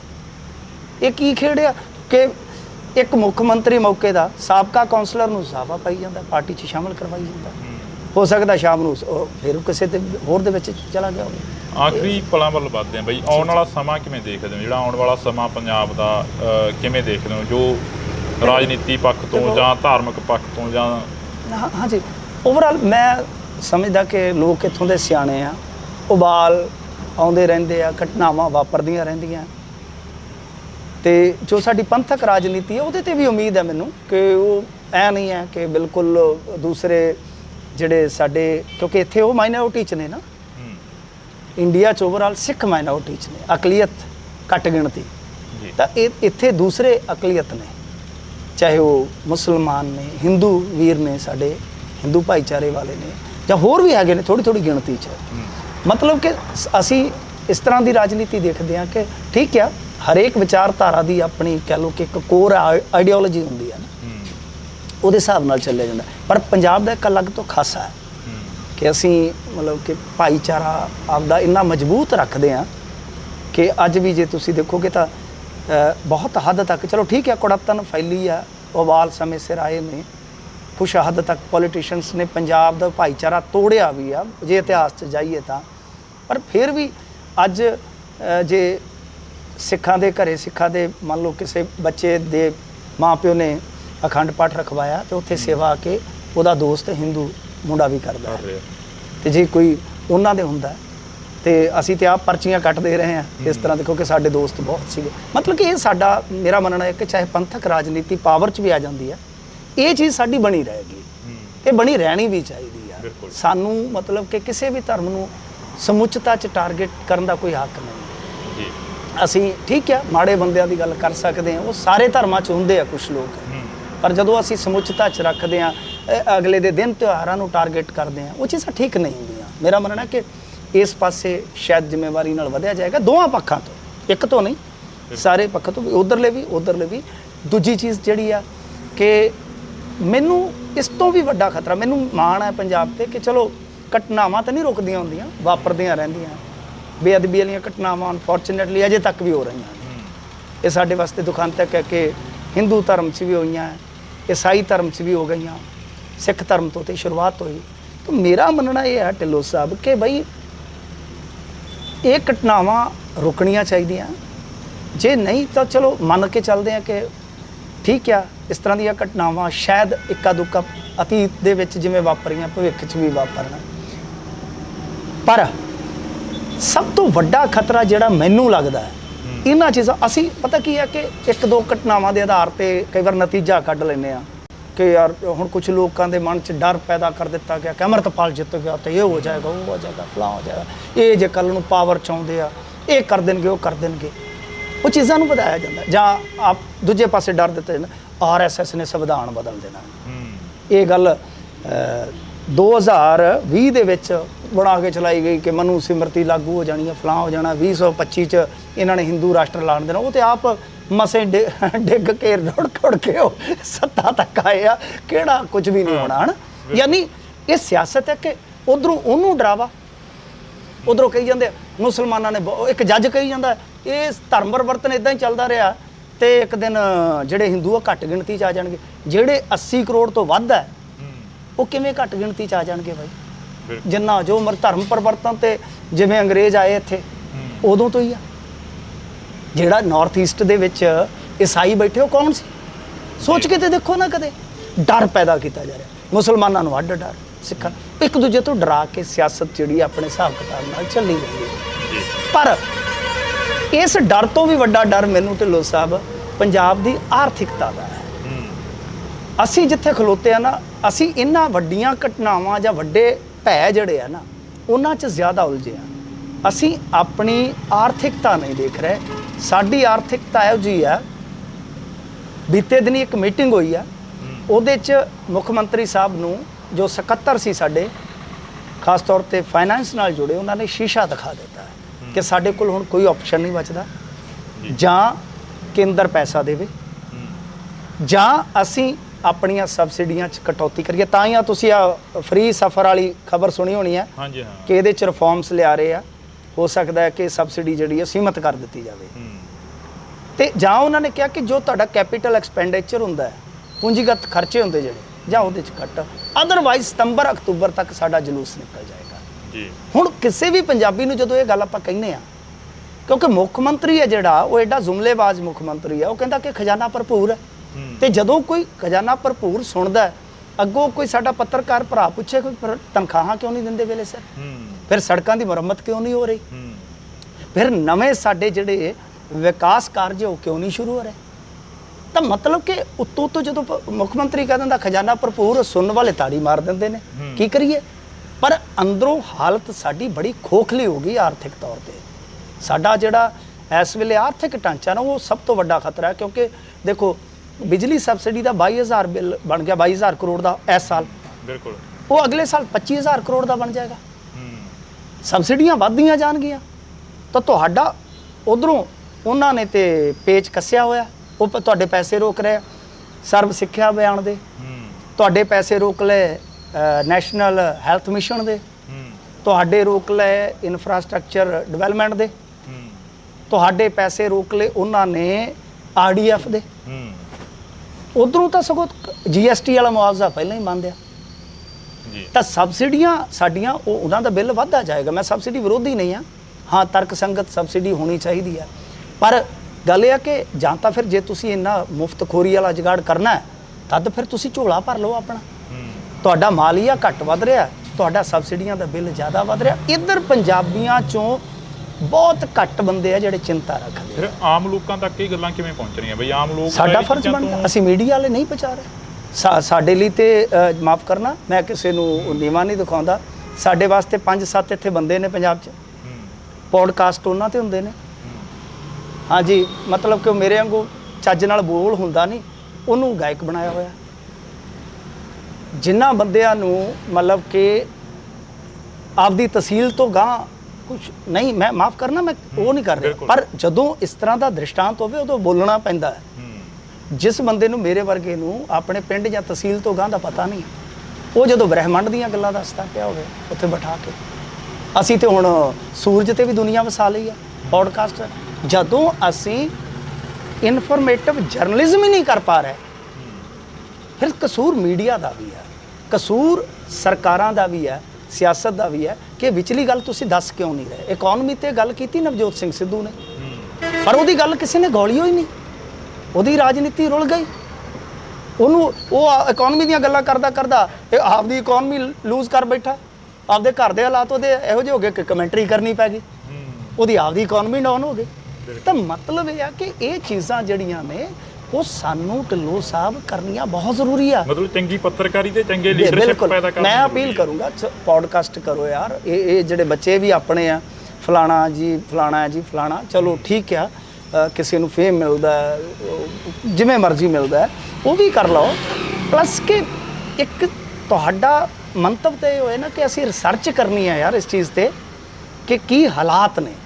ਉਹ ਥੋੜਾ ਸਾਡਾ ਰਿਸਰਚ ਵਰਕ ਵੀ ਤਾਂ ਜਾਣਾ ਚਾਹੀਦਾ ਨਾ ਵਿੱਚ, ਸਾਡੀ ਇਨਫੋਰਮੇਸ਼ਨ ਵੀ ਤਾਂ ਜਾਣੀ ਚਾਹੀਦੀ ਹੈ ਨਾ। ਕਿਉਂਕਿ ਜਿਵੇਂ ਤੁਹਾਡੇ ਫੋਲੋਅਰ ਹੈ, ਤੁਹਾਡੇ ਚੈਨਲ ਦੇ ਫੋਲੋਅਰ ਹੈ, ਤੁਸੀਂ ਇਨਫੋਰਮੇਸ਼ਨ ਪਹੁੰਚਾਓਗੇ ਤਾਂ ਕਿੰਨੇ ਬੰਦਿਆਂ ਤੱਕ ਚਲੇ ਗਈ, ਦੂਸਰਾ ਪਹੁੰਚਾਏਗਾ, ਤੀਸਰਾ ਪਹੁੰਚਾਏਗਾ। ਸਾਡੇ ਕੋਲ ਐਡੇ ਤਗੜੇ ਅਰਥ ਸ਼ਾਸਤਰੀ ਹੈ, ਸਰਦਾਰਾ ਸਿੰਘ ਜੌਹਲ ਤੋਂ ਲੈ ਕੇ ਗਿਆਨ ਸਿੰਘ ਜੀ ਤੋਂ, ਸੁੱਚਾ ਸਿੰਘ ਗਿੱਲ ਜੀ ਤੋਂ ਲੈ ਕੇ ਜਿਹੜੇ ਹੈਗੇ ਨੇ ਪ੍ਰੋਫੈਸਰ ਸੁਖਦੇਵ ਜੀ, ਕਿੰਨੇ ਅਰਥ ਸ਼ਾਸਤਰੀ ਨੇ ਯਾਰ। ਉਹ ਉਡੀਕਦੇ ਰਹਿੰਦੇ ਕਿ ਮੈਕ ਲੈ ਕੇ ਆ ਜਾਓ ਵੀਰੇ, ਉਹਨਾਂ ਵੱਲ ਕੋਈ ਜਾਂਦਾ ਹੀ ਨਹੀਂ। ਅਸੀਂ ਕਿੱਧਰ ਜਾਣਾ? ਉਹ ਫਲਾਣੀ ਭਾਬੀ ਉਹਦਾ ਫੇਮ ਚੰਗਾ, ਚਲੋ ਉਹਦੇ ਕੋਲ ਚਲੇ ਜਾਓ, ਫਲਾਣਾ ਸ਼ਰਾਬੀ ਉਹਦੇ ਕੋਲੇ ਚਲੇ ਜਾਓ। ਹਨਾ। ਸੋ ਸਾਡੀ ਇਹ ਜ਼ਿੰਮੇਵਾਰੀ ਬਣਦੀ। ਅੱਜ ਕੱਲ ਦਾ ਟ੍ਰੈਂਡ ਹੀ ਬਣ ਗਿਆ, ਵਿਊਸ਼ਿਪ ਦਾ ਟ੍ਰੈਂਡ ਬਣ ਗਿਆ। ਪਰ ਮੇਰੀ ਬੇਨਤੀ ਆ ਕਿ ਨਹੀਂ, ਉਹ ਜ਼ਰੂਰੀ ਆ, ਰੋਟੀ ਪਾਣੀ ਲਈ ਉਹ ਵੀ ਜ਼ਰੂਰੀ ਆ। ਚੈਨਲ ਖੜਾ ਕੀਤਾ, 4 ਬੰਦੇ ਰੱਖਿਆ, ਰੋਟੀ ਉਹਨਾਂ ਨੂੰ ਵੀ ਦੇਣੀ ਆ, ਉਹ ਵੀ ਕਰ ਲੋ ਯਾਰ। ਪਰ ਮਤਲਬ ਕਿ ਹਫਤੇ 'ਚ ਕੋਈ 2-3 ਸੈਗਮੈਂਟ ਇਸ ਤਰ੍ਹਾਂ ਦੇ ਰੱਖ ਲੈਣੇ ਚਾਹੀਦੇ ਆ ਕਿ ਜਿਹੜੀ ਇਨਫੋਰਮੇਸ਼ਨ ਅਸੀਂ ਆਪਣੇ ਜਿਹੜੇ ਸਾਡੇ ਲੋਕ ਹੈ ਉਹਨਾਂ ਤੱਕ ਪਹੁੰਚਾਈਏ, ਉਹਨਾਂ ਨੂੰ ਜਾਗਰੂਕ ਕਰੀਏ। ਇਹ ਸਾਡਾ ਫਰਜ਼ ਵੀ ਹੈ ਨਾ। ਰੋਟੀ ਪਾਣੀ ਆਪਦੀ ਥਾਂ ਤੇ ਲੱਸੀ ਪਾਣੀ ਉਹ ਚਲਾਉਣਾ ਆਪਣਾ ਕੰਮ ਹੈ। ਮੈਂ ਸਮਝਦਾ ਪ੍ਰਚਾਰ ਤੋਂ ਦੂਰ ਰਹਿ ਕੇ ਮੈਂ ਵੀ